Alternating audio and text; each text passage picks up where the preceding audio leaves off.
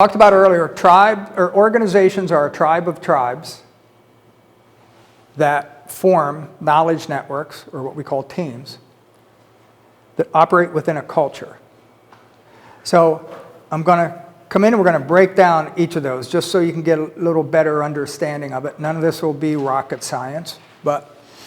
So definition of a tribe is a group of individuals linked by common social and or economic ties with a common language, behaviors, and relationship structures, typically having a recognized leader. Tribes also happen to be the most successful model for human collaboration ever devised. There has never been a better model. So we look, you go, well, what about org charts? We've built massive organizations. Okay. Org charts identify tribes.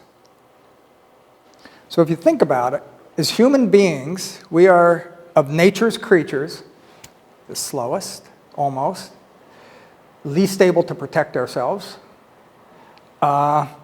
vulnerable, we're fleshy, we don't climb trees and jump and run fast and all that kind of stuff. So how did we survive? The way we survived was we're social creatures, so we come together and we form these tribes, and there's strength in numbers, and we identify certain roles that everybody participates in for the health and well-being of the tribe. And it was because we were able to survive the saber-toothed tigers and get out of the Serengeti.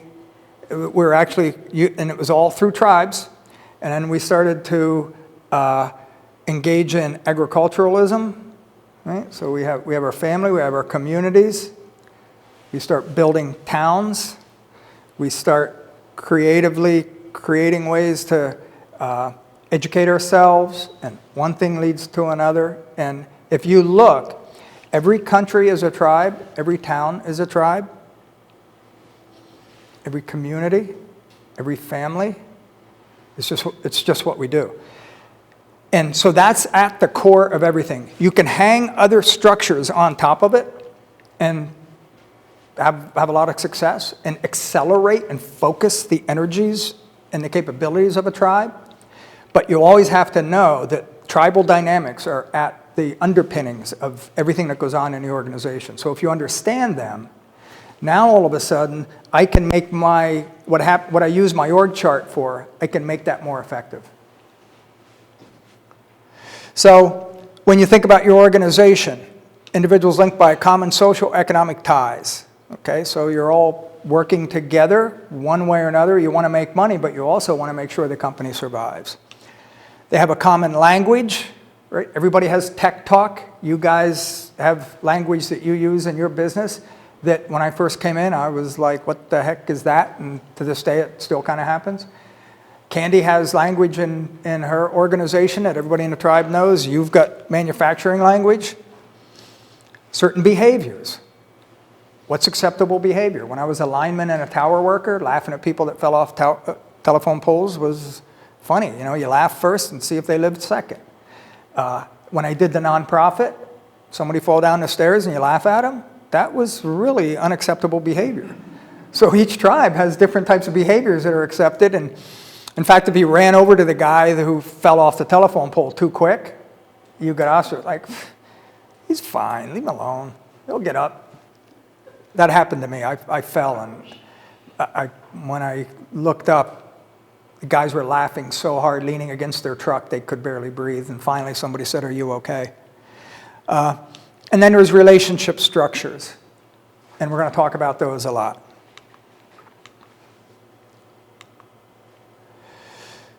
So, what comes to mind when you think of a tribe? Family? Okay.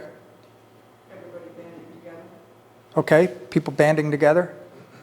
Native Americans. Native Americans, so indigenous. Yeah. War. What'd you say? Battle. War. Battle. Yep. That's what they do. That's what they do. I got mine. You got yours. I want yours. Tribal warfare. Yeah, I want yours. That's what every Every war ever was about ego wanting more. So what are some examples of tribes? We mentioned family, mentioned company. Church. What's that? A church. A church, right. Yeah, religion, right? Sports teams. Sports teams, Patriots, Giants. Right? I've had people who thought less of me the minute they realized I was a Giants fan. I'm just like, yeah. Nationalities. Nationalities, political leanings. Are you a Republican? Are you a Democrat? We're getting tribalism. It's really rampant right now because of social media and that kind of stuff. Tribalism is at its peak, and it's not healthy tribalism. Healthy tribalism is great. It's what we call the melting pot of America. It's diversity. It's awesome. Tribalism under 250 of consciousness is bad stuff. Because you look right now, we've got women versus men, right? Because there's a lot of language from the women saying, you know what, you guys have had it your way for too long, and we've had it. And we have guys going, I don't know what you're talking about, because we don't mean, some don't mean to be and some do. But the Me Too movement, there's been some real legitimate reasons on why things are changing. And things need to change. But as they're changing, the question is, can we change and adapt without having to be at war and dislike each other? And that's the challenge that's out there. And you have people on both sides of the aisle stoking up the flames because they want to build bigger tribes, so they got to make it war. Right? So we have men versus women. We have gay versus straight. We've got Republican versus Democrat. We've got president versus Congress. We've got war, war, war, war, war. Is the media a tribe or a tool of the tribes? Both. The media is a tribe of tribes. But yeah, the media absolutely has an agenda. And one of the agendas is to make a whole bunch of money. So how do we make a bunch of money? We make sure that things are stirred up, that so many people want to find out what's happening, so that they keep buying the paper, they keep watching the TV, they keep watching the news, and then I get more money for my ads and my commercials. They're creating the news. They're creating it. And you know what? It's the business they're in. The issue I have with them is they show up and they say, we're being honest and we're truthful and we're blah, and they're really not. You have an agenda. And that's okay, everybody has an agenda, and it's up to me, I take responsibility for identifying what agendas I need to be aware of, so I don't get sucked into stuff. So, can you identify a couple of tribes that you're currently a member of? So, Michelle, you've got your church tribe? Oh, good Lord. I got the school tribe, the church tribe, the work tribe, and the home tribe. Yeah. And how many? And the girlfriend tribe. And the girlfriend. And the entrepreneur tribe? Yes. Right. And how many of those do you have some form of leadership role in? All of them. Except for the girlfriend tribe, because they're all liberal. Yep. I'm more center than liberal, but they all expect me to be there, so I don't have as much credit in that role as I do in the other. Yeah. And isn't that funny? Like, I don't hate Trump with a vengeance, so therefore I'm an outsider. Right. You know? Yep. I don't really like him either, but I don't hate him, and so therefore, like, she's not joining the fray, so she Yeah. must be not one of us. You know, it's, Yeah. You're not supporting our dear. we didn't get a word this time. Just slowly walk in the just walk through. It's okay. Yeah. Yeah, you taught me. Oh, that's a young buck. Period, and so I'm on the fringe of every political. Yeah. Oh, that's a young buck. Yep. He's probably about a year, maybe 2 years. There he goes. Oh, that's cool. The third deer. The deer has a message for us. You want me to look up what it There's is? a lot of, Yeah, I think it's overcoming fear. that's the first one you saw? Yeah. Oh, I said. Because there's a There About were 20 to 5 30. in the field, but All out I there, did, 20 to and 30. that's That's the a ton second of time. them. This is Really? the third time the deer has crossed the Yeah. path, so I always look up the month and a half. The Conscious Leadership Conference is brought to you by Squirrel. I just shifted the consciousness. Yeah. Every time we're here, there's some animal that shows up. What other animal? Oh, tell them about Yeah, we had the robin in here, and what Native Americans associate different, they call it medicine, with different animals. So if an animal shows up in a kind of like an odd place, you look up what that medicine is, and it tells you like something you should be paying attention to, right? So I think deer medicine is fear. Like the hawk is when you see the hawk, they have the 50,000-foot view, so whatever you're saying or thinking in that moment is your truth, right? That's what I've learned about the Yeah. hawk. The deer symbolism is it's time to be compassionate towards yourself and others, and then an ad just pops up, so that's all you get. Okay. Guys, what does a hippo mean? Okay, so tribes and characteristics Yeah. of tribes. Now, what are some of the characteristics of the tribe? You just mentioned that your girlfriend tribe was really, they rejected, if you weren't giving them 100% loyalty, you weren't in. You're second tier, right? So that's a very exclusive. So I just hold the cocktail parties and they keep coming back. Right. I'm drunk and I don't care who I supported in politics or not. And that's what happens. Tribes have a tendency to engage in groupthink. And then they start breathing their own exhaust, and they can get, and that's where leadership becomes really important, because if you're a manipulative leadership, all I have to do is go in and stir up some things. Adolf Hitler did a great job of that. Stir up some things. That's why I asked about media, because they're reading the confirmation bias content. Like they're eating the media headlines that are feeding their confirmation bias. Right. And I'm trying to see both possibilities and saying, all right, well, this is good, but this is bad. And anyway. Yep. I mean to struggle. Well, no, that's, Trying to survive the tribal dynamics, I guess, is what I'm trying to say. and that's very wise. It's very wise to, I'm involved like anybody else in a bunch of different tribes, but I'm not really like vested and emotionally attached to any of them, because that's my ego getting fed, You could just shift tribes to suit your confirmation bias. And that's the book Kai was recommending, which is Belong. Mm-hmm. Find new friends if the ones that you are against you, like, just find new friends. Mm-hmm. And that's a possibility too. Yeah.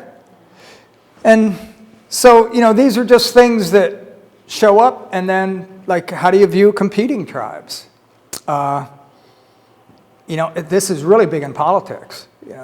You might be a Republican or a Democrat, and you like somebody, and all of a sudden, after a couple of conversations, they start talking about how they support the other team. You're like, I don't know if I like you as much anymore. Because you're on the other team. You're actually working against me. And it's a primal wiring. You're working against me.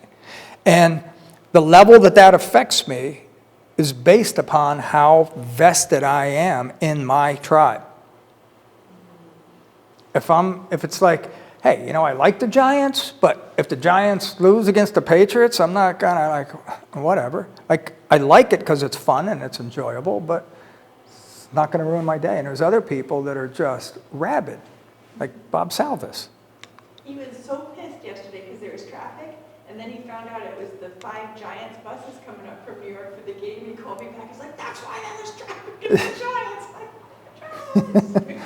Yeah, well, But at least Eli Manning was among us. hopefully we win tonight, but good luck with that.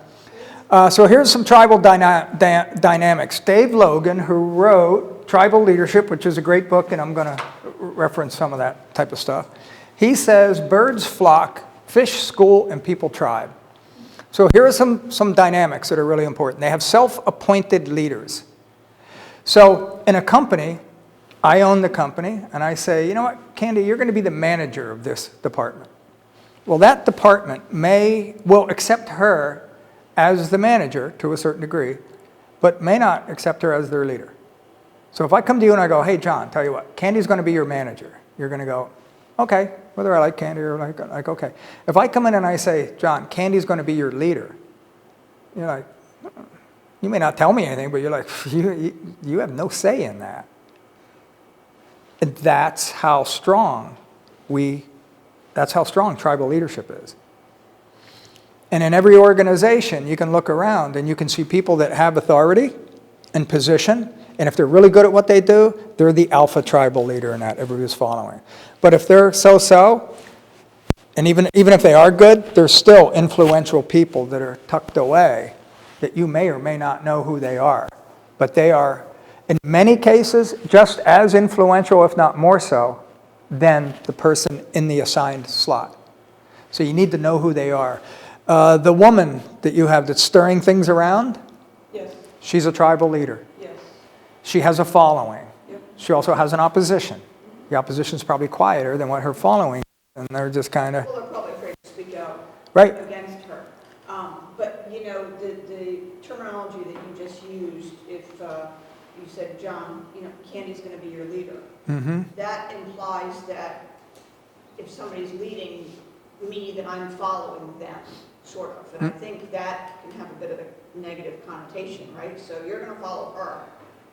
But I agree that leader and leadership are important terms, and they're different than a manager. right, A leadership needs to inspire and motivate and set an example. Yep. But I think the way I just heard you say it had a bit of a negative connotation, so I'm wondering if there's a different way to say it. Well, he can't decide who the leader is in an organization. The organization decides who a leader is. Right. yeah, I can't decide for him who he's going to trust enough to follow. Exactly, right. Right? And I think if you say, she's your leader, he's going to say, well, you don't decide that, I decide that. Right, or say You nothing. wouldn't even and realize think it, that. it just happens on its own. And, Yeah. it Leaders happens just emerge. organically, right. Yeah. So, but that's the point. I have to be, the point I want to make with that is I can identify and assign somebody's manager, but I can't identify who they're going to follow, to your point. Because who you choose to follow is based upon your own criteria, and it's, you know, who you trust and who you think, et cetera. I might listen to what she tells me to do because, you know, I'm under her, but following her and following her directions are two entirely different things. So that's the thing that you want to recognize, and you want to identify who they are in the group, especially if you have a bigger group, because they can be your best friend or they can be your worst enemy. Because when you go out of the room, they're talking. They're talking to a group of people who listen to them, who follow them. So when I identify those people, I make it a point to at least let them know that I see them and I acknowledge them. I was doing a project with Children's Friend, and there was like 450 people in there. It's about 90% women. And I was pulling people together, taking them through a culture thing, and I had about 60 people in this room. And I did it. I had them in there 3 times. And the first time, I just kind of noticed this guy. He was an older African-American gentleman. He kind of came in and sat over by the side, really didn't say much. And I'm always kind of scanning to see who's active, who isn't, who's out. Are they disengaged, or just listening or whatever? And he seemed okay, and then the next meeting came in, and every time he wouldn't speak much, but when he did, you'd see this. Now, I had no idea who he was. He wasn't on the org chart anywhere, but I'd see that, and I was like, ooh, okay. And what he talked about was pretty sharp. So I think, okay, well, who is this guy? So I asked the woman I was working with, I'm like, so who's that guy? And she said, oh, he's so-and-so, you know, Sam, Fred, whatever. I said, what's his background? Or what's he do here? And he worked like really a really entry-level thing. So I'm like, okay, well, that's curious. What's his background? Oh, he used to work for the Peace Corps, and he would be the first guy they would send into these areas to build relationships with the local people to be able to shepherd them. And I was like, whoa, that's who that dude is. He was sitting there. That's why every time he opened his mouth, everybody went, because he had been there a long time, and he doesn't need position. That guy's wise. That guy gets it. And he looked to keep the place healthy. So all of a sudden I looked and I went, I'm trying to help this place get healthier. They listened to him, and I started building a relationship with him and asking him in front of everybody, you know, like, what do you think? Like, am I headed in the right direction? Am I off? Like, willingly putting myself out there to say, correct me if I'm, because getting it right is more important than me being right. And the fact that they saw me doing that, that connected me to them better. Because they went, okay, this guy's respecting who we are. So those little magical things. So those tribal leaders are really important. Tribes are exclusive until they're inclusive. Right? Like we talked about going into Beacon. You walked in, you weren't in that tribe. It was exclusive. You do your thing, right? After a little while, they accept you to one degree or another. And now all of a sudden you're in. And they can even be cliquish, right? Like you had a challenge of being included in Eric's tribe when you first got there. And you knew that, right? Eric's like, he's got a small tribe. And he's looking going, I don't know if you're worthy, man, because you're looking to come in at an executive level. Very glad to me where I stand. Still a tribal one. Yeah. But there was a moment in their office a couple weeks ago where I forget exactly what the words were, but Eric looked at him across the table and was like, you know, I'm either glad you're here or, you know, I have faith that you can do this thing. I don't know if you remember that exchange, but I just looked and I went, remember it. yeah, I remember it too. yep, Always sure to throw in a little backhanded something. yeah. But that's part of Eric's tribe, and if you can't roll with that, you can't be in Eric's tribe. He's going to test you on that, and he expects you to have the big girl pants on. They talk. They've got a grapevine. The minute you make that announcement on your position, that little tribe is going to light up. That grapevine is going to be zip, zip, zip. They're robust. They're active. Notice I don't say highly functional. Right? They are independent-minded. Meaning the tribe itself. The tribe itself. People within Right. the tribe. The tribe itself. Not the people within, because they're just looking at the leader of that. Well, they're independent-minded as well, but if I've decided that you're my tribal leader, I will subcontract, or I will outsource some of my thinking to you, some of the deck cutting. But for me to go in and convince a tribe that they need to accept John, I have no, and I've been in there for years, and I can't get them to accept John, because I'm not in that tribe, first of all. Only John can do that. Only John can create a way to see who accepts him, and he's the right decision, so it would be smart for them to accept him, and if he has people that are completely on the outside, they may have to make a change. There goes another deer. You can do like Fred tried to create conditions. Exactly. favorable to Exactly. having John be an accepted member of the tribe. Right, You know, that's, and so by the, you know, we're trying to create right. an environment that so when he slides into the management role, And see, that's smart leadership, because you're getting ahead of the game. You're looking, going, you know what? We just can't drop him on there. It's going to cause all kinds of stuff. They may reject him anyway, but they could. Well, you know what? The good ones won't. It doesn't really, well, Well, it does matter, but, it matters, but you're creating the conditions to maximize the acceptance for any reasonable person. And I'm not in charge of who's not going to be reasonable. And if you're not going to be reasonable and you're going to push that to the point to where you become a problem, well, then you've become a problem. And I need to talk with you and say, what do I need to do to get you on this side? Because for these reasons, this is the best thing for the company. I'd love you to be on board. If you're not happy with it, how can I work with you to transition you out? Because this is where we're going. What if they're a problem, but they're highly functional doing their job, and they're getting their job done, but causing chaos? We were talking about that earlier. Yeah. All right, that's interesting. I'll come back to it. Well, those are people that aren't actually highly functional. They're being really they're really good here, but they're causing loss in other areas. So there was a sales guy that these guys had who he was just a rock star, but he alienated and he was everybody. He was so disruptive that he was doing this and everybody else was that because of the calamity that he was creating. It was so, it's fun to remember him actually, because it was Yeah. so wacky, right? The guy, he was so incredible at getting new clients. He was okay at keeping them, but he was incredible at getting them.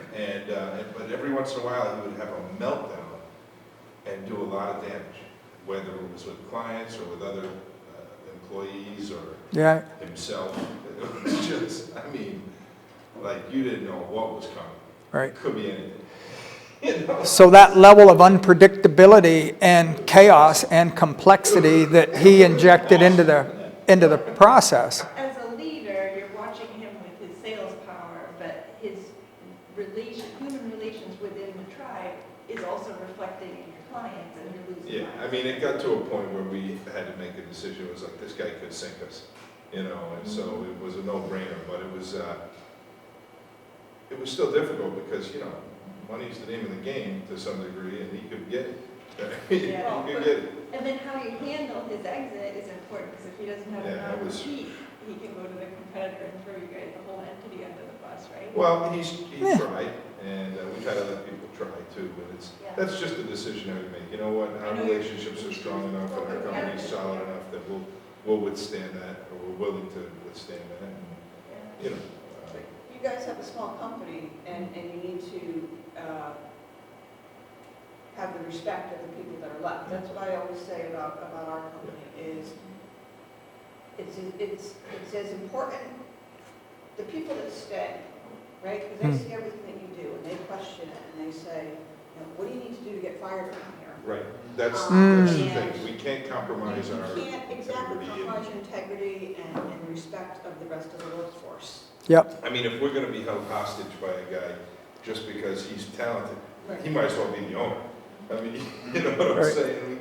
And he's only talented in one area. So basically what you're saying is if we're willing to do damage to the other people in the entire company just for one person's dollars, Yeah.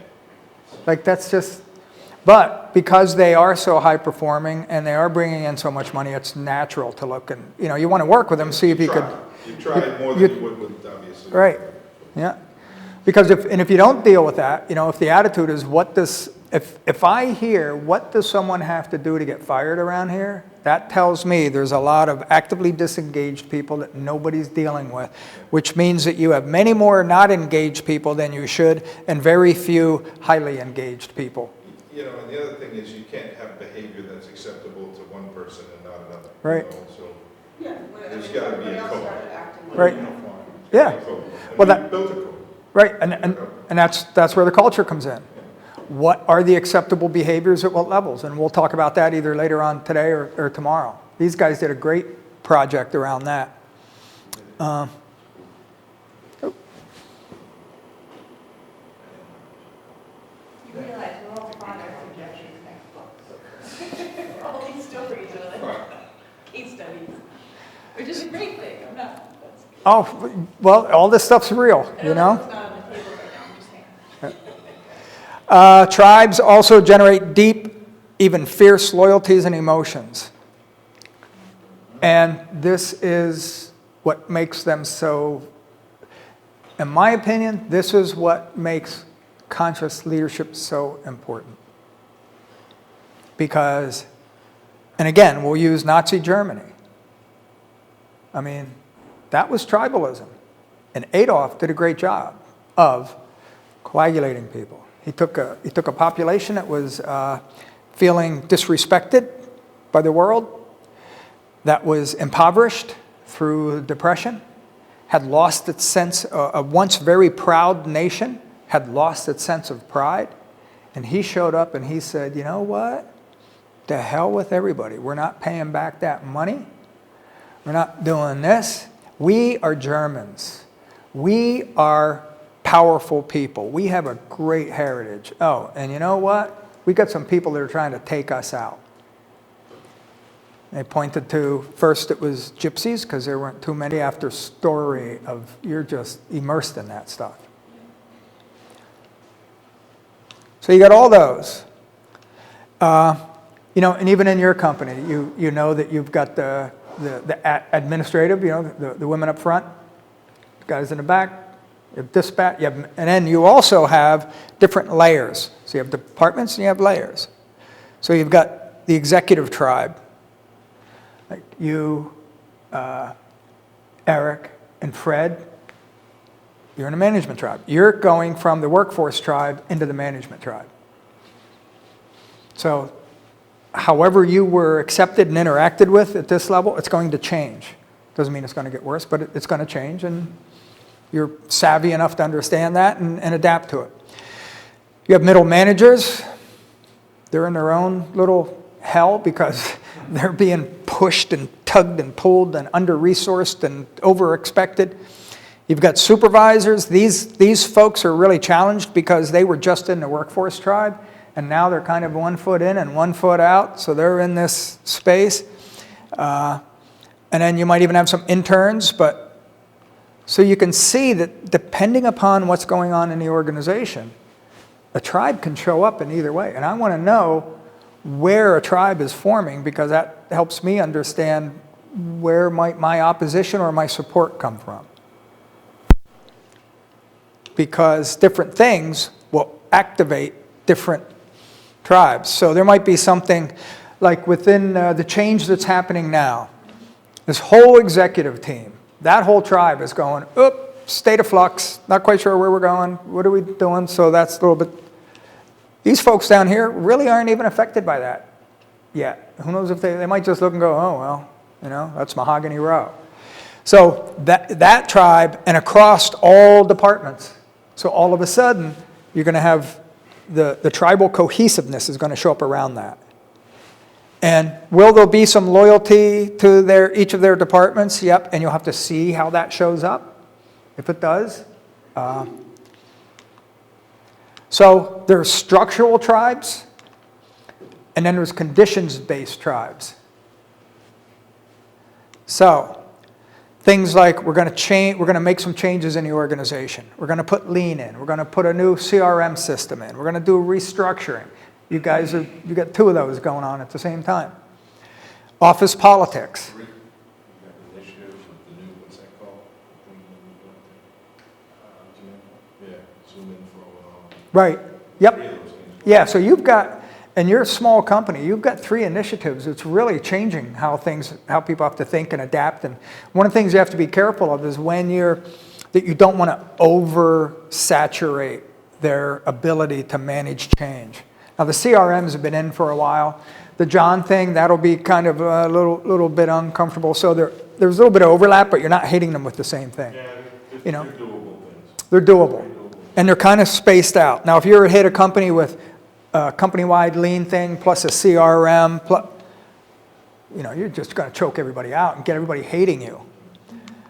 So you have the office politics, whatever, you know, so-and-so's sleeping with so-and-so's husband or wife, or isn't that horrible? And well, I don't know, they tame, like all that type of stuff that goes on. Corporate changes, you're also seeing that. It can be expansion, reduction, diversification, redirecting of energies. You got social issues, you have personal issues, who's getting promoted, who's getting demoted, who's being reassigned. That goes through whatever tribe is involved. External politics, the Trumpers versus the non-Trump. And at the center of this are these folks. You as an outsider will feel the effects of that, but you really can't go in and shift it too much. That's where these folks come in. And what you're doing with them is you're just speaking to them about kind of keeping the peace and doing what, like there's a certain expectation. That's why I make friends of the tribal leaders. Because I want them to understand that, look, the only thing I'm here to do is to make sure that we function as a reasonably functioning organization. And when something goes sideways, I'm going to give you a call, and I'm going to want you to work with me to make it go unsideways. I don't care how you do it. I don't care, you know, so just go in and talk to your people. I used to be involved in a lot of politics, and there was stuff like that all the time. Sometimes, even with somebody else running a campaign against you, and they would do something. Sometimes campaign manager to campaign manager, like, hey, Eric, you should get your guy to back off on that one. Yeah, because I got this one. Because I got this, right? So we can go about this two ways, right?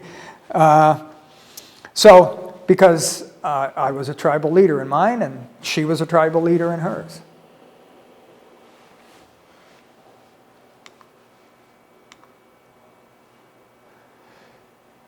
So you can see that these things are all out there constantly, and whether or not they show up and there's something for you to be concerned about with them depends upon if something activates them.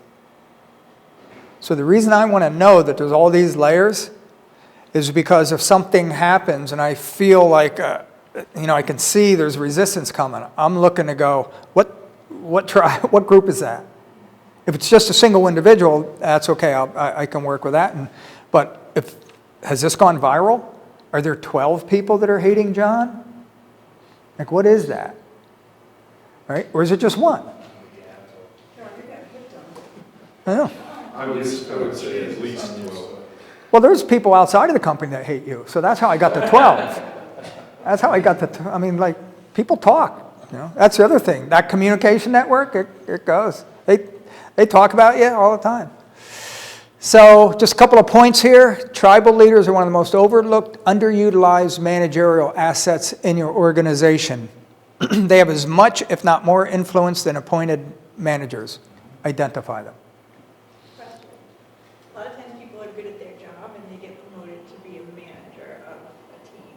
And either they have credibility or they don't. If you put somebody in a position that's outside of that they're a leader outside of the org chart, they might not be good at their job, or they might be, but you know that they're a leader. And then do you promote them, or do you use them in the role? How do you develop them to your benefit and the tribe's benefit? So What if you promote them and everybody loves them and they're not good at their job, and then they're not good at their leadership job? I guess that's the question. Well, the question shouldn't be what do you do when that happens? The question is how do you prevent that from happening? Okay? So training, get them skills Well- so they can be good at their job because they're already a leader. Yeah, there's plenty of people, and my company's guilty of it, my previous company's guilty of it, but you've got fantastic individual contributors, and let's reward them by promoting them into a job that they're completely unprepared for and not trained for. Yep. And then when they fail, well, Right. that's our bad. And then they move on, they don't even go back to the Right. organization. Right, they move on to another organization, because now they think they're They lose managers. them. Yeah.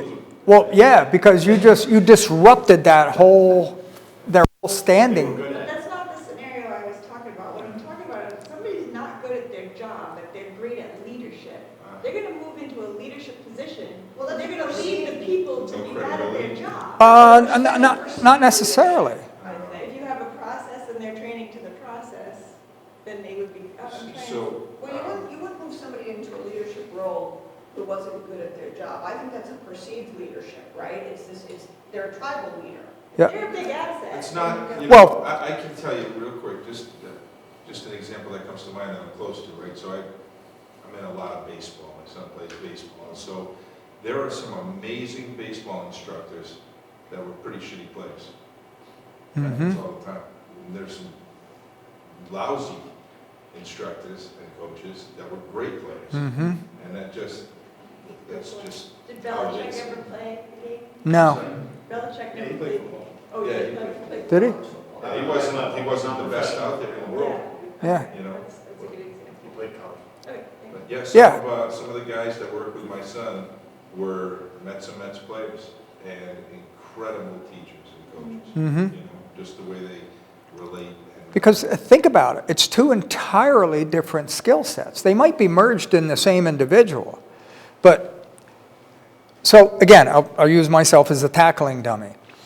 One of my clients is one of the top defense contractors like in the world, right? They just won Raytheon's top provider, which that's like unheard of, right?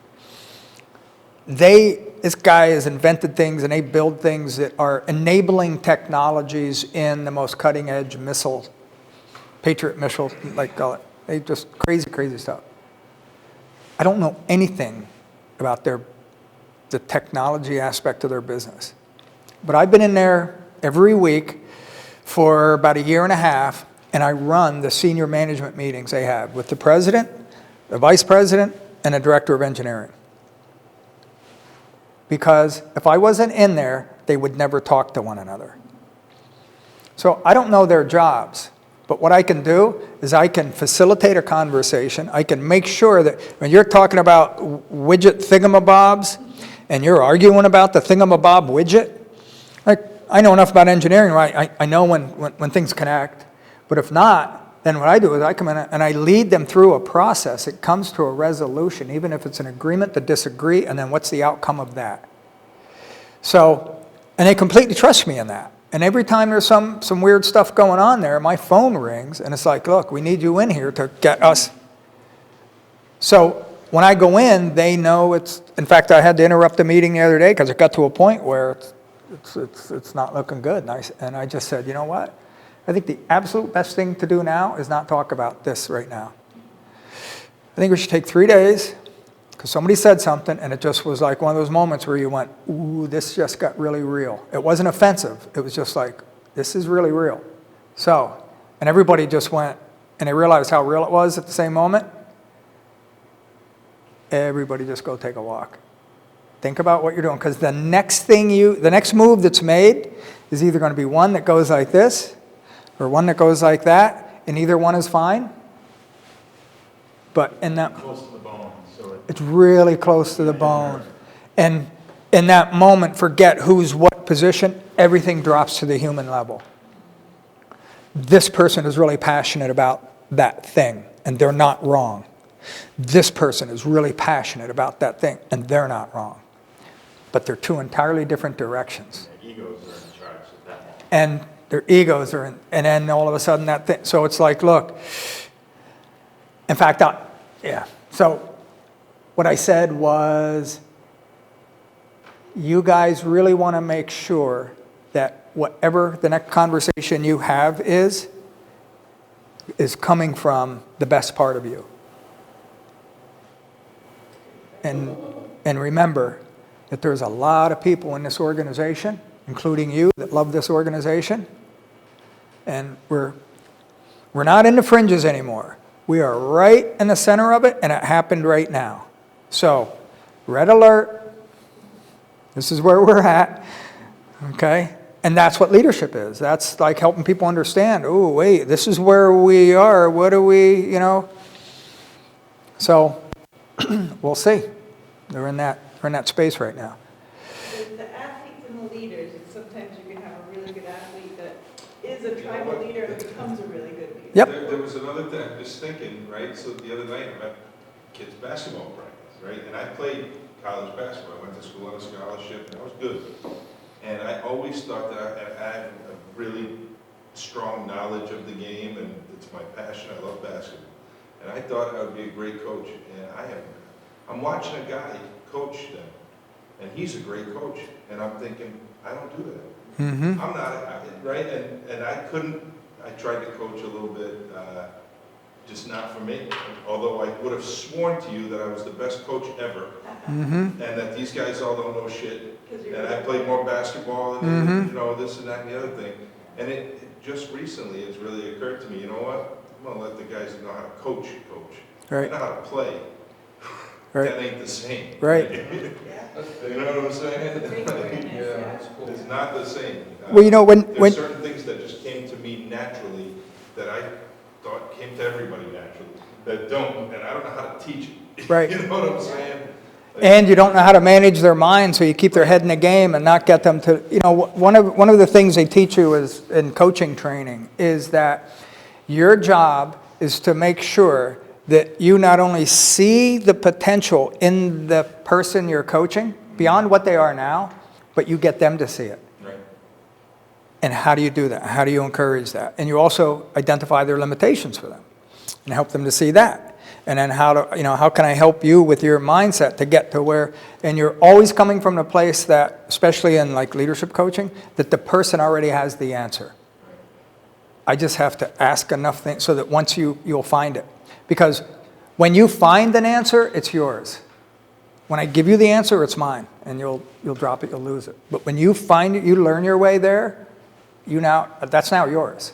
There's a lot of psychology in leadership. It's all. I mean, there's a lot of complexity to what people bring to the table, because your assumption and your expectation is that I played the game, so I know how to coach the game, and therefore the people playing the game are either doing it my way or they're not, because I was good, this is how I know to teach you to be good. And if you're not the same player, you know what I mean? Like there's a judgment in that, there's the expectation in that. It's interesting. Well, there's this whole thing of this is what you have to do, Right. as opposed to this is how you do what has to be done. Right? So the one is about me. Look, watch me and do this. It's not a bad thing, but that's what it is. Look, just do what I do. The other one is all about you. Where are you? What do you want? What's your capability? What's your potential? And then it's up to me to try to figure out, do that hard work to see if I can position myself so I can help move you up. And sometimes I can, and sometimes I'm not the right coach. It doesn't mean there's anything wrong with me. I'm just... Is it because they don't see their potential, or you haven't helped them see their potential? It could be both. It could be that I'm not a good fit. Like not everybody likes my style. Some people respond to other people's styles. So that's the thing when you're coaching, you can never make it about you. The minute you make it about you, you are no longer leading. There it is. Thank you. It can never be about you, any of this stuff. And if you look at any of the indigenous tribal leaders, they are willing to do anything to protect the existence of the tribe. In fact, Simon Sinek does a really good job on this, where he identifies two basic types of leaders. So this is what you got.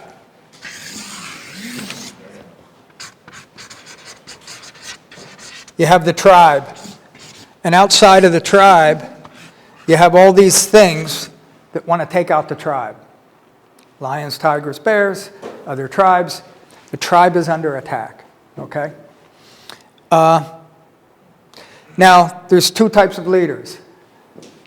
There are leaders who put themselves in the center and use the tribe to insulate themselves from all this stuff. Think Wall Street executives. Okay? That's why when people think about something bad happening to Wall Street executives, they don't care. All right? That's a leader that will sacrifice others to preserve them. That is so contrary to what's in our survival DNA that we're repulsed by it. We're actually repulsed by somebody that would do that. The other type of leader is the one that they put themselves out here to make sure that the tribe is protected. Because that one is dedicated to the tribe. This one is dedicated to their own survival. And the tribe knows that. It's you over us. I'm going to react to you one way. If you put yourself out to protect me as part of the tribe, now here's what happens. The tribe will then jump out and protect that tribal leader. The tribe will sacrifice themselves to protect this tribal leader. So the way, if you want to be safe as a tribal leader, put yourself out in front to where you willingly look to protect that tribe and the legacy of it. Because it's in our DNA to protect what's protecting us. So, you know, you hear of a Wall Street CEO getting a $25 million bonus, and you go like, are you kidding me? If you would have heard of Mother Teresa getting a $25 million bonus, would you, right? No, man. Give her 30. Give her 30. because she cares about that. And these people, the men and women who function like this, true tribal elders, they mean it. It's not just some, let me be a martyr. They are that devoted. And they will step up, or they will step down, or they will step in front of, or they will get whatever is in the best interest because they are in service of. They're highly conscious leaders because they know it's not all about them. It's about the perpetuation and the health and well-being of the tribe. Because if we didn't function like that, 200,000 years ago, we all would have been eaten by something or just died. But now, because we're in the modern times, and we're so protected from anything in nature that can kill us, we get to put in all these structures where we don't have to care about one another. Because you know what? I lay off 500, 1,000 people because I need to save the bottom line. I still got my job. So what I do to people, if anything, in a lot of these corporate environments, makes me even more protected. So I'm more and more willing to throw people under the bus as long as I can keep my job, to keep the shareholders happy, because all they're after is financial capital. They're not after human capital, because they don't understand that human capital is what gives you longevity. Because if you do the human capital right, you're going to have the right type of culture. It's going to adapt to different changes. You're going to have high employment engagement levels, which means you're going to have different profitability levels. You're going to have higher retention. You're going to have generation people that come in and, they work through the company for... It seems counterintuitive. Human capital is what's called a leading indicator. In business terms, it was leading indicators and lagging indicators. And a lagging indicator is something like a financial statement. So, they also call them oh shit reports. So in other words, a lagging indicator is you look and you say, how did we do this month in finances? And it's like, we did good or we did crap. Well, in that moment, you can't do anything with that information that can prevent that information from happening. That's a lagging indicator. Something has happened. This is a lagging report that tells you what happened. A leading indicator is something that if you focus on doing this, it will lead to this outcome. So, in sales, a lot of times these are leading indicators. How many calls are you making? How many dealers are you converting? How many? And if you do that, your money's going to show up. So I don't have to worry about the money. I have to worry about my blocking and tackling. I got to be on the phone, because sales is a numbers game. If I make 70 phone calls a day for 5 days over a certain period of time, the numbers are going to come into my favor. So I keep hitting these, and I'm going to get this. The mistake most managers, I can't say that. The mistake that a lot of managers make is they always look at their lagging indicator, those financial reports, and that's how they run their company. It's like driving your car looking in the rearview mirror. No. And then you wonder why you're not getting to that next space. It's because you're measuring the wrong thing. You're measuring something that already happened. I want to measure the thing that I know that if I do this, then that's going to happen. And then my lagging indicators aren't oh shit indicators. So that's what human capital is. Human capital is a leading indicator that if you do that, it will lead you to the financial, it's a leading indicator for financial results. So that's why, and like I talked about a little bit earlier, the accounting numbers, it doesn't show up in a balance sheet yet, so the number crunchers look and go, well, I don't know, this is, not a knock on them, but they're used to looking at certain metrics, and if it doesn't show up and they can't measure it, well, they can't quantify it. So this is where it's finally getting to the point where those numbers are coming up.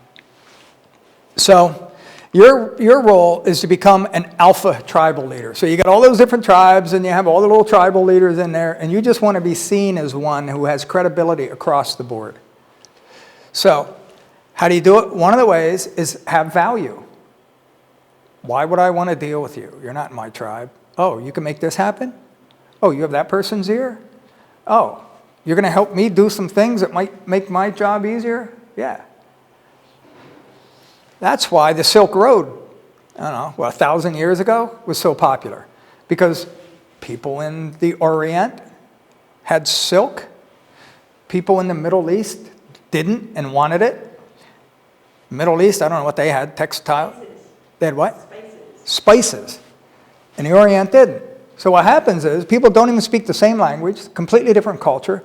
They show up with their stuff and they go, hey, Candy, I got this. You want some of this? You go, ooh, I could buy that from you. I could resell that and I could make, absolutely. I'll tell you what. What do you want? You're like, we don't have any spices. Let me give you some spices. So you want to establish yourself as a valued trading partner because that will transcend language barriers, that will transcend culture barriers because there's something in it for me. And you have to be careful not to become a political animal in that space because they'll sniff that out, right? Authenticity, integrity, and respect. Keep dropping back to that. You got to be seen as a steward, somebody who's looking to take care of things. Value fairness over everything, even personal preferences. That separates the men from the boys, pardon my gender framework, right? Oh, this. Because people look at that and they judge you based on that. And do you have a level of consciousness that I follow? Be personable, but don't make things personal. Don't get overly familiar. Don't get too close. But obviously be personable because you want that connection. You want them to know that you're trustworthy, you're a human being, etc. But I also have a job to do, and I'm going to do it. So how do you do it? Domesticate the dog. Some of you guys are familiar with that. The dog is the ego. So just kind of domesticate that, train that. Try not to let that get off the leash, because every time it does, you're going to have to go back and do some form of mea culpa. Try to keep your ego out of it. Listen to understand, not to talk. A lot of us, we listen until, like, shut up because I want to say something. Speak to be understood. And what I mean by that is I can tell you something, but it doesn't mean that you got the message I was trying to send. This part here is so fundamental, and humans are terrible at communication. We talk a lot, we say a lot, we hear a lot, but communication only occurs when what I'm thinking here in the ether, I can bring through my mind, spit it out in noises. If you think about how this works, right? I have something in my head. Nobody can see it. I can't even see it, but it's there. Something I got to communicate to you. I make noises like blah, blah, blah, blah, blah, blah. You hear that, and you magically are able to see exactly what it is that even I can't.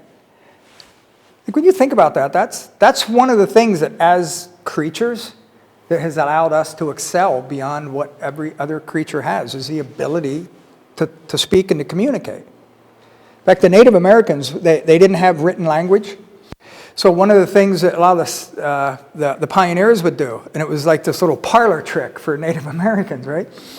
They'd write something down, and they'd hand it over to somebody else. So they would say something, right? Say something to you. Nobody else is hearing it. Write it down. Go over and give it to that. And that person, by just looking at this piece of paper, would be able to, in their eyes, magically say word for word exactly what you just said. And they had no concept of what writing was. So that was like magic to them. How does that even work? So with this, I want to make sure I understand, and I'm going to ask you questions that help me determine whether or not I understand what you're really saying. And then the other thing is, when I speak to you, I want to make sure you understand. So I'm going to ask you questions. Like, do you get that?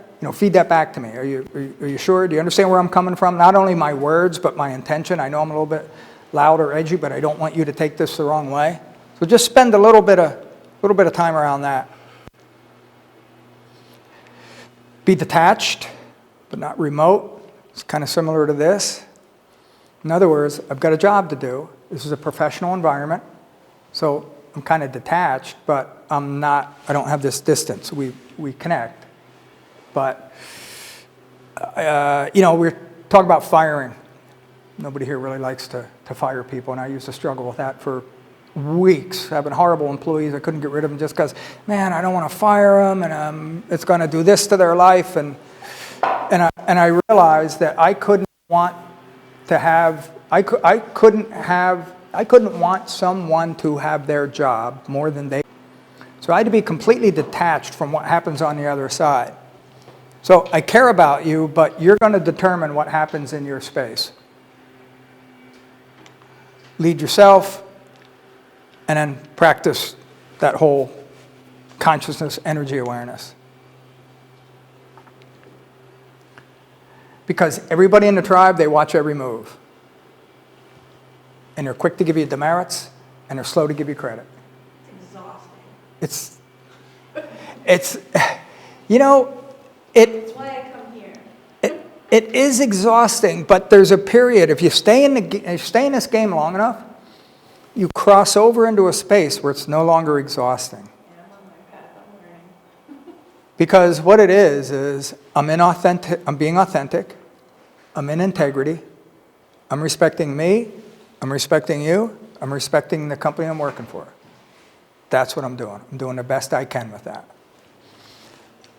I'm personable. So the energy, though, that it takes to be a conscious leader, as you're moving up the chain, the ladder, it can be tiring. In the beginning, it's exhausting. But it's like anything else, you know, when you first go to the gym, you just, and after a while, you know, you're on the bike for an hour instead of 20 minutes. But trust, this gets, if this didn't get easier, I would be so burned out because of what I do for a living. I mean, literally every day I'm going in and dealing with all this. I was trying to decide if it's because I care so much or if it's because I'm always trying to be right. So I think I'm getting there. I think it's Combination of both, you know. the outcome. Do I care so much? Am I trying to be right? Am I trying to save the world? Like, where is my exhaustion coming from? Right. And you just look at that, and you make little adjustments along the way. And you learn about yourself, you know, lead yourself.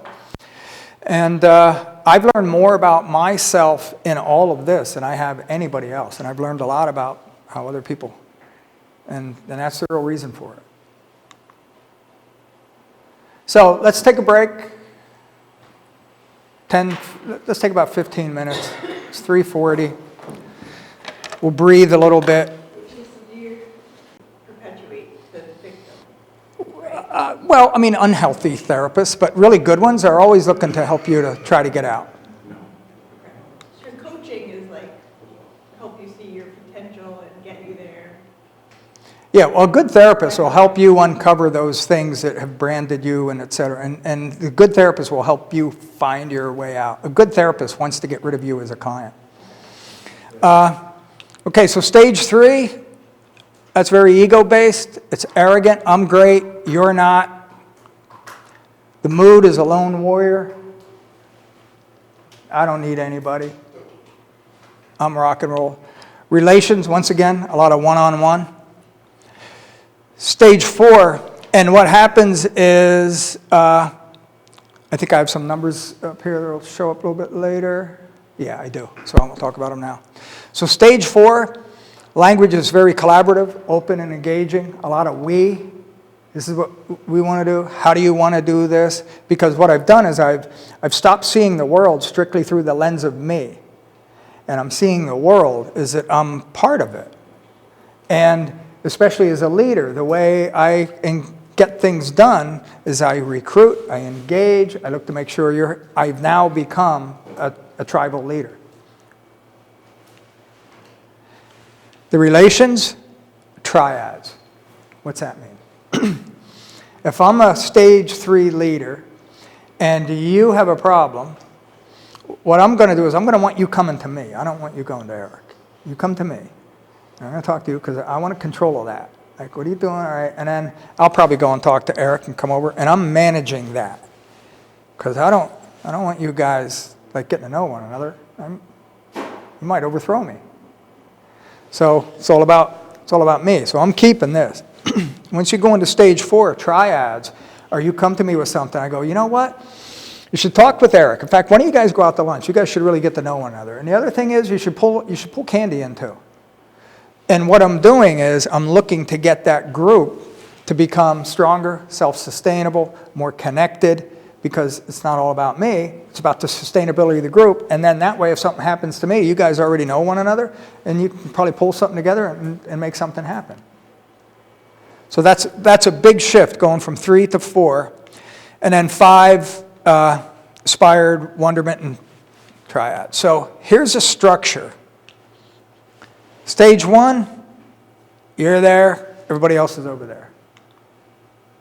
Stage 2, and here you're pissed.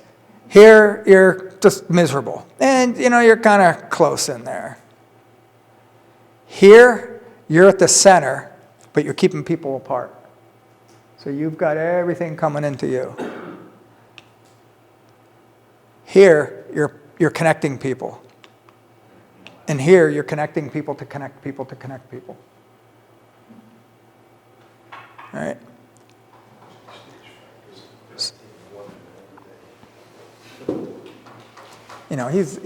He's going to come in tomorrow and he's going to have a big bling necklace, a big gold. It's going to have a big 5 on it, like a rapper. Yeah. Robes and sandals. Yeah.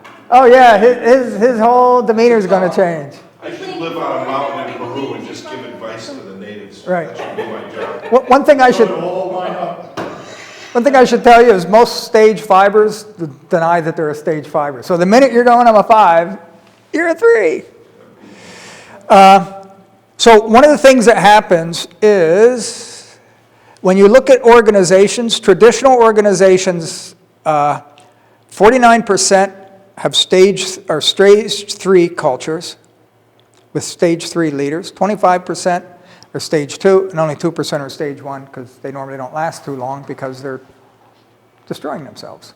And they're not really into growing and building, so there's not a lot of those. About 22% are stage 4 and 2% are stage 5, and Amgen is not one of them, just for the record. Let's just say that. I mean, there's a book, so it must be true. That's right, yeah, it's written down. So there was an interesting story about 3 to 4 because where transformation happens as a leader, and this is what we're trying to do, is we're trying to get from here over into here.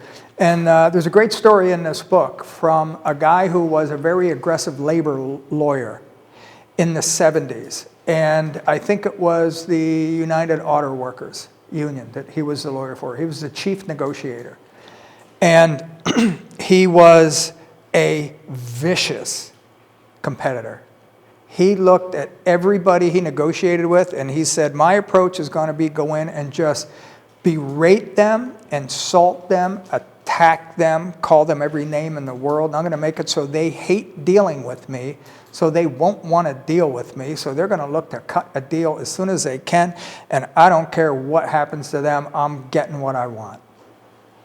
And he was awesome at it. So awesome that when the president of the union retired, they made him the president of the union.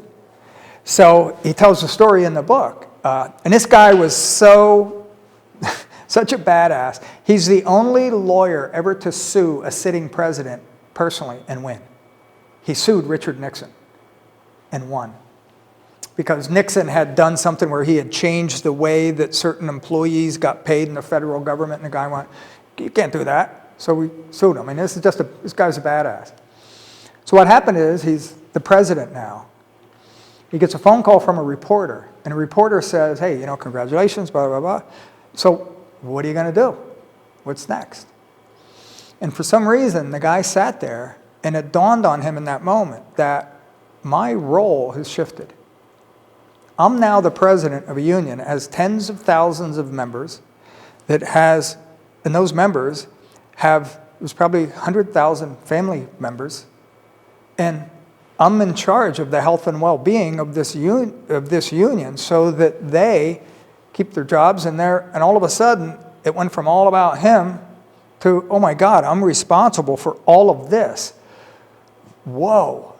And his world changed. And he said to the reporter, he said, I don't know.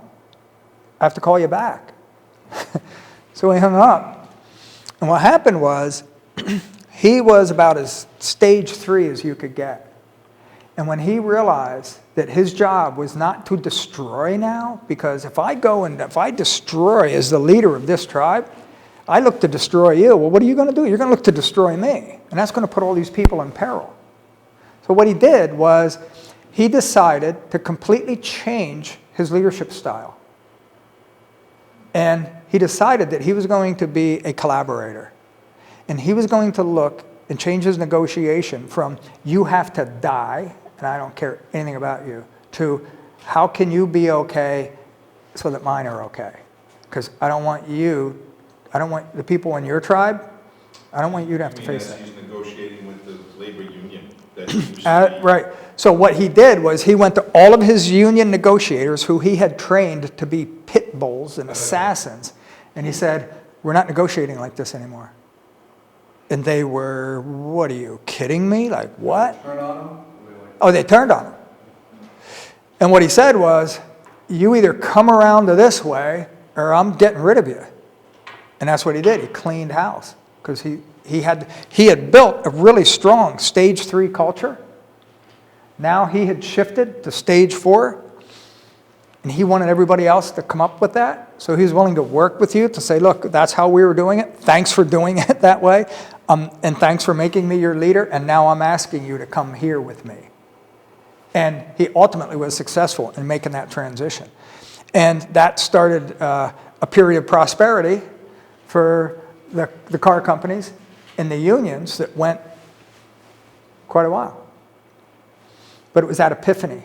He had to have that epiphany. And the only way you go from 3 to 4 is when you get real with the damage that this is doing, the help that this can do, and that you have a desire to leave a legacy.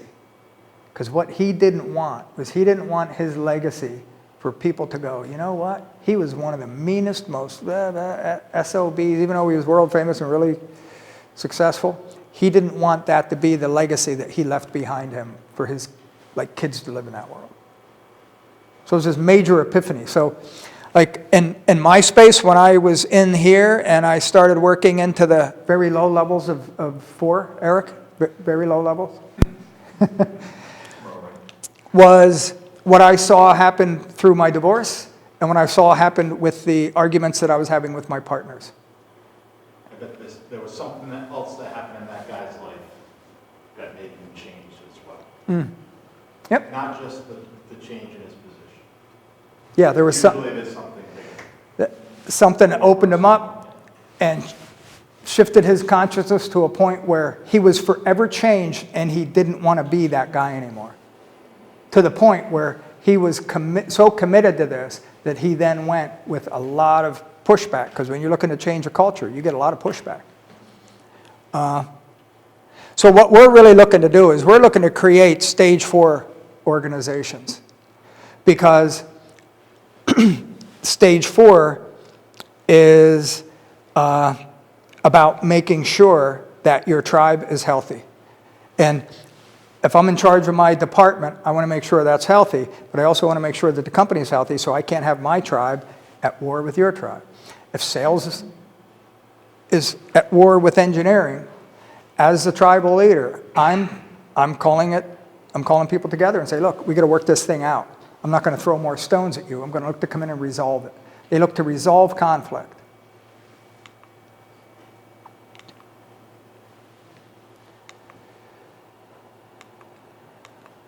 So, how are we doing here? 4:30, a little bit longer, then we'll stop. So, okay, so you have what you have. So how do you move them forward? How do you move a 1 to a 2 and a 2 to a 3, etc.? The first thing is you can't move them to a place that you haven't been. Like, I can't move anybody to a 5. Even though I had my little moment over there. I haven't been there long enough, right? I can't move you to a 5 because I don't know what that is, and I don't exactly know how I got there. But I can help people move to a 4, right? But that's because I was a 3. So I knew where they are, I can identify where they are, and I can help move them up. So, and again, this will all be made available to you because there's some good stuff here. So to move somebody from a 1 to a 2, is pretty desperate. You encourage them to have interactions with people. You look to break down those dyadic. You get them to have some experiences with people so that they can see that not everybody in the world is a horrible person. And that's why life doesn't really suck in its entirety. You help to show them, I didn't word that right, but you show them how some other people's lives are working well. Like, yeah, I get you're in the ghetto, and I get that, it's gunfire when you're going from here to there, and I get that all that's happened, but can you see that over there? That's not everywhere. It's where you are, and that's real, but that's not everywhere.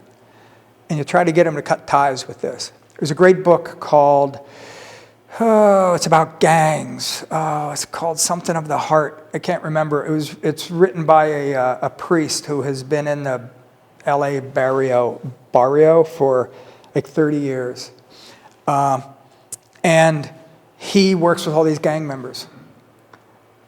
Tattoo on the heart. Tattoos on the heart. And what you get really present to is all of these people in the gangs are not horrific people. They're not all psychopaths. They're just desperate. He gives them jobs. He gives them jobs. Homeboy bakery. Right. You read the book, or you just know the guy? Something on, I didn't read it. Yeah. It was No. on a screen of some sort. Yeah, absolutely amazing. And you know what? If you don't meet the criteria, he moves you on. But one of the things that he's looking to do is he's looking at those people, cut ties with those people that are stage one. He's helping them to see that, what, there is a way out. There is something I can do. Homeboy Bakery, that's what he did. And there's heartbreaking stories in these people that, you get to know them as he's writing about them, and you get to really like them, and then they get shot and murdered because they're in the wrong place at the wrong time because they're playing the wrong side of the fence. But it doesn't mean they're not horrible people. It's a beautiful book. And here's some ways you can tell you're moving them. They start to use the next level language. Instead of saying life sucks, they talk about my life sucks. So that means they're looking at something better. They exhibit the passive apathy of stage 2 instead of the despairing hostility of stage 1. So in this case, apathy is an upgrade. Because rather than being filled with hate and nothing ever changes, like, whatever. And they will start to cut ties with those folks. So for people that are in 2, and you can only move one step at a time. You cannot go from 1 to 3. Can't happen. So you encourage them to make a friend, and make more friends. Because if you can help get them out of their head, get them to build relationships with late stage 3 mentors. A late stage 3 mentor is somebody who's starting to see the light that maybe I shouldn't be all about me. So they still have that edge, because you need that edge of I'm great. You need to get these people that think they don't have any value around someone that is exhibiting that. And you show them that their work is important. You point out their strengths and competencies, and you can assign projects that they can do well in a short period of time. Because what you're starting to do is you're starting to connect them with success. Because the reason I don't care is because no matter what I do, nothing ever changes.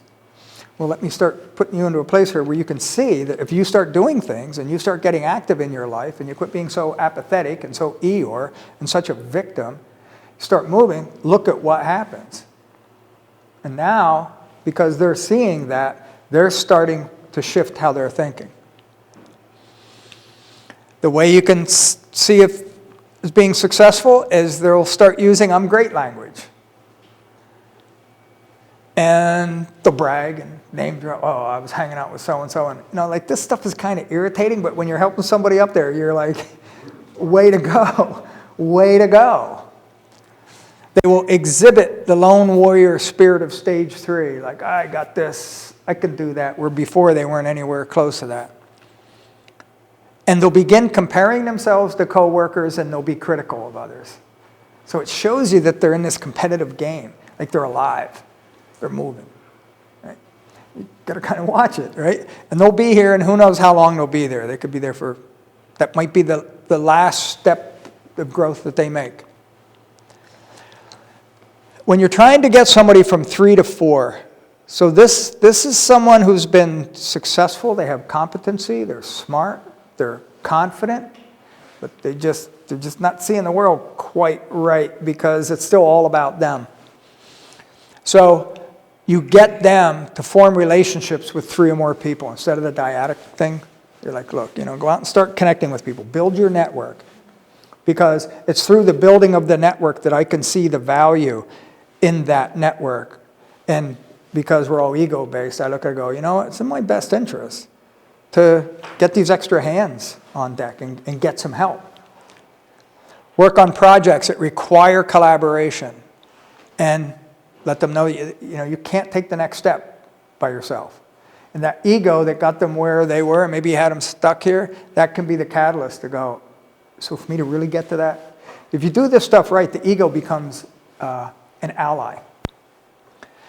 And you shift from their using their knowledge to where you're engaging other people, getting their input.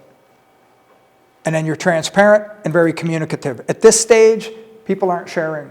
Stage 3 people, they're not sharing a lot of information. Because if I share it with you, you might use it, or all of a sudden I've disempowered myself. Start to substitute I for we. They will start sharing credit. They'll actively work to form networks and collaborations. They will also, you'll see them working less and accomplishing more because they're leveraging that. And they'll communicate more about more. Secrecy is one of the tools that a stage 3 person keeps to protect themselves. Once you get out into that next level, you really start realizing the value of communicating and giving people a reason and the ability to interact with you. And that now you have something you can lead. So, just a couple of things here to close this up. Whether tribes hurt you or helps you depends upon you.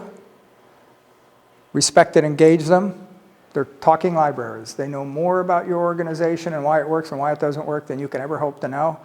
And they're willing to share it with you as long as you have a good relationship and you ask them.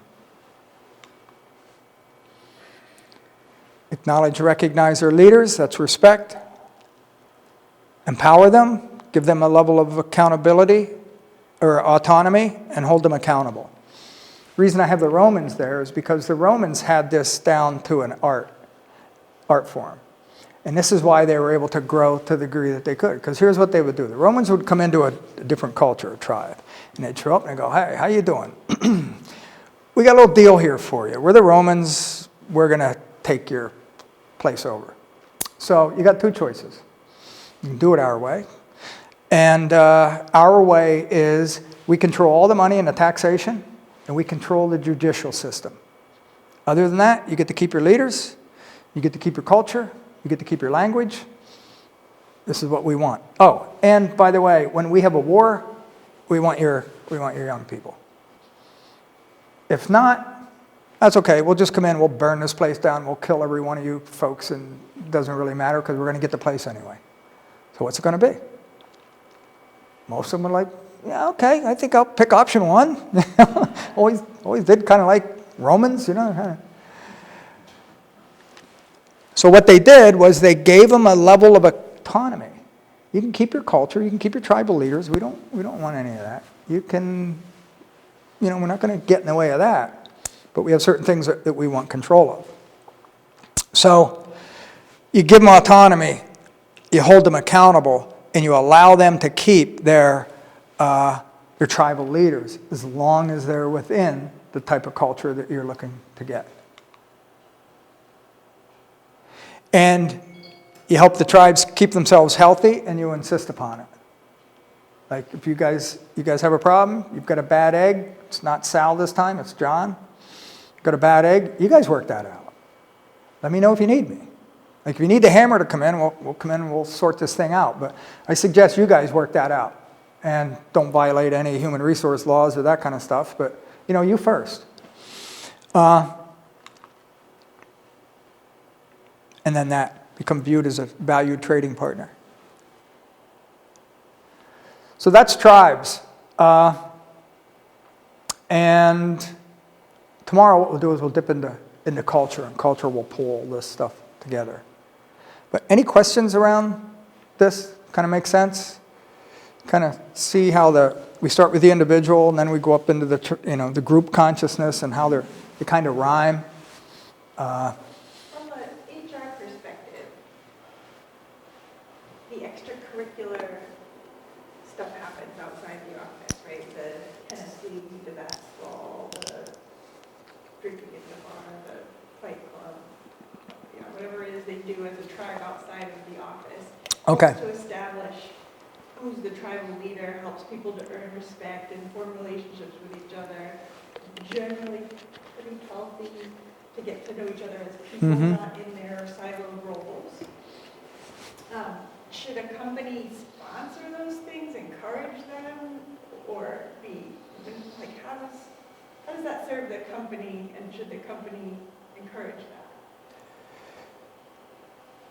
Well, we support and sponsor some of those things.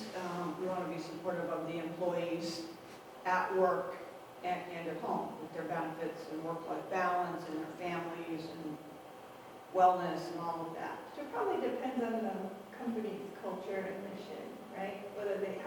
To what extent they get involved in those outside of work. It's like San Francisco area, they're trying to keep the employees in the office as much as possible. So they're bringing in the Yeah, that's a Google and a Facebook who, right. yeah. Because they most have the money companies to aren't pay that. for that, I guess. They're not being autonomous though. You know, we have, They're creating the culture. They're not allowing them to keep Yeah, it the way it everybody is. is not creating a culture there. we have a small company, and there's a good amount of hanging out, right? The sales team, it's a small sales The team, golf pretty tight. tournaments. Yeah, they do stuff like that. We as a company haven't sponsored a whole lot, but we have done usually once a year. We had this amazing event at Fenway Park where we went on. Oh, yeah, I remember that. And, you know, we try and do maybe one thing a year, maybe two. You know, a couple things. We have a pretty cool Christmas party that's classy, not too, it's an interesting little company because there's not a lot of like drinking. I'm sober for a number of years, and so is a couple other people in the company. So that's kind of the culture. It's like, You're creating memorable experiences for them. yeah, once in a while, but not a ton, but we certainly would encourage, what am I looking for, like becoming fraternization, right? Yeah. Sign It, we used to, a bunch of the guys wanted to be in a softball league, so we sponsored them. You can do that kind of stuff. Yeah. And we've done golf outings and stuff. I mean, it's Because cool. then there's that, like, But our people there's don't that want to hang fear out. from an you know? HR standpoint that stuff happens. Right. We kind of leave it alone because when it's time to go home, people got families. We don't want to keep, I know that my wife's company likes to do a meeting every once in a while, and all I hear from her is, what? I don't feel like going in there on a Saturday morning, Oh, yeah. You know what I'm saying? Infringing on personal. Right. So, and while the manager that puts this together has the best intentions, he's just pissing people off. You know what I'm saying? Well, that's actually stage 3, Yeah. Yeah. because it's all about me. It's what I think, instead of coming to you guys and go,